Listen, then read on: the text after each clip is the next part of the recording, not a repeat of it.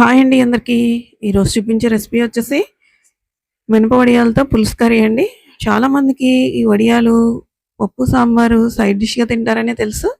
మీలో ఎంతమంది మాలాగా ఈ విధంగా కర్రీ చేసుకుంటారో, మీరైతే ఎలా చేసుకుంటారో ఒకసారి కామెంట్ చేయండి. ఇగోండి మినప వడియాలు ఈ విధంగా ఉంటాయి. ఇవి సంవత్సరం పాటు నిల్వ ఉంటాయండి. ఇంట్లో ఎప్పుడైనా కూరగాయలు లేనప్పుడు వీటితో కర్రీస్ చేసుకుంటాము. అలాగే పెసర వడియాలు కూడా పట్టుకుంటారండి. పెసర వడియాలతో కూడా ఇదే విధంగా పులుసు, అలాగే పాలు పోసిన కర్రీ చేసుకుంటారు.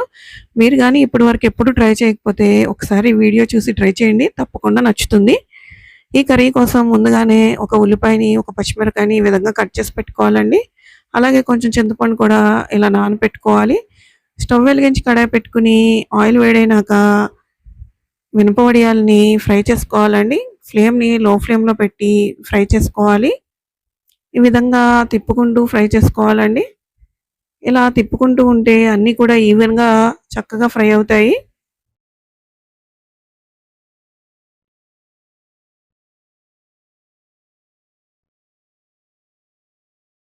పెద్దగా టైం ఏం పట్టదండి. చాలా త్వరగానే అయిపోతుంది. ఒకసారి తప్పకుండా ట్రై చేసి ఎలా వచ్చిందో కామెంట్ చేయండి. ఇదిగోండి ఈ విధంగా ఫ్రై అయితే సరిపోతుంది. ఇప్పుడు ఇవన్నీ కూడా ఒక ప్లేట్‌లోకి తీసుకుందాం. ఇవి మనం పక్కకు తీసాక ఇంకొంచెం కలర్ చేంజ్ అవుతాయండి. ఇప్పుడు ఇదే కడాయిలో చూసారా ఈ విధంగా ఉంటాయి. ఇప్పుడు ఇదే కడాయిలో పోపు వేసుకుందామండి. ఆవాలు, జీలకర్ర ఫ్రై అయినాక కొంచెం కరివేపాకు వేసి, తర్వాత మనం కట్ చేసి పెట్టుకున్న ఉల్లిపాయలు, పచ్చిమిరపకాయలు వేసుకొని ఫ్రై చేసుకోవాలి. ఫ్లేమ్‌ని మీడియం ఫ్లేమ్‌లో పెట్టుకొని ఫ్రై చేసుకోవాలండి. ఇప్పుడు దీనిలో కొంచెం ఉప్పు, పసుపు వేసుకుందామండి. ఉల్లిపాయలు త్వరగా ఫ్రై అవుతాయి. కొంచెం ఉప్పు, అలాగే కొంచెం పసుపు వేస్తున్నానండి. ఇవి వేసాక మరొక 2 నిమిషాల పాటు ఫ్రై చేసుకుందామండి.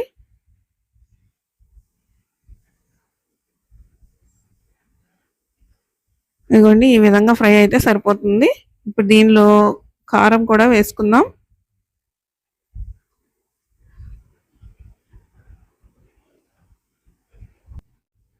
ఇదిగోండి కారం వేసుకొని ఒకసారి కలిపేసుకుందామండి.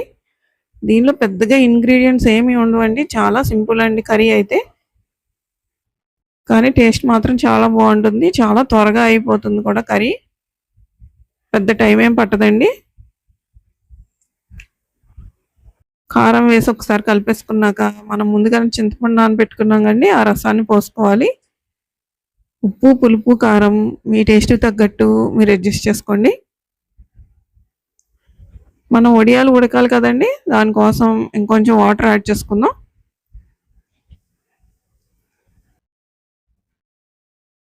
ఇప్పుడు ఈ పులుసు అనేది బాగా బాయిల్ అవుతున్నప్పుడు మనం ఫ్రై చేసి పెట్టుకున్న వడియాల్ని వేసుకోవాలండి. ఇప్పుడు బాగా బాయిల్ అవుతుంది కదండీ! ఇదిగోండి వడియాలు వేసేస్తున్నాను.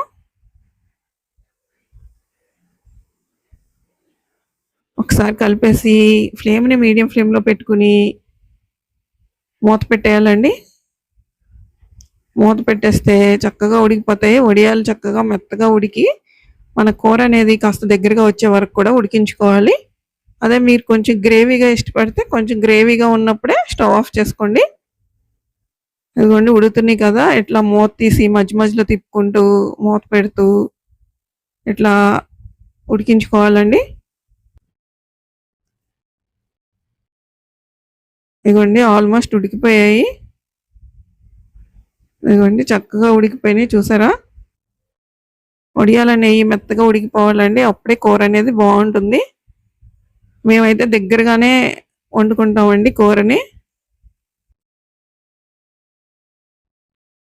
మీకు కొంచెం గ్రేవీగా కావాలంటే ఇంకొంచెం ఎసరెక్కువ పోసుకొని ఇంకొంచెం ముందు ఆఫ్ చేసుకోండి సరిపోతుంది.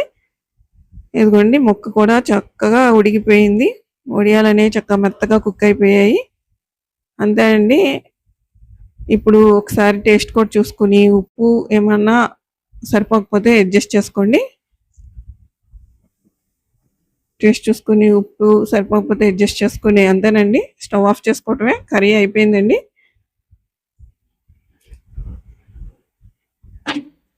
స్టవ్ ఆఫ్ చేసుకొని సర్వ్ చేసుకోవటమే అండి. ఈ రెసిపీ మీకు నచ్చితే లైక్ చేసి, షేర్ చేసి, సబ్స్క్రైబ్ చేసుకోండి. ఈ కర్రీని ఈ వీడియో చూసి ట్రై చేసి ఎలా వచ్చిందో కామెంట్ చేయండి. థ్యాంక్ యూ ఫర్ వాచింగ్ అండి.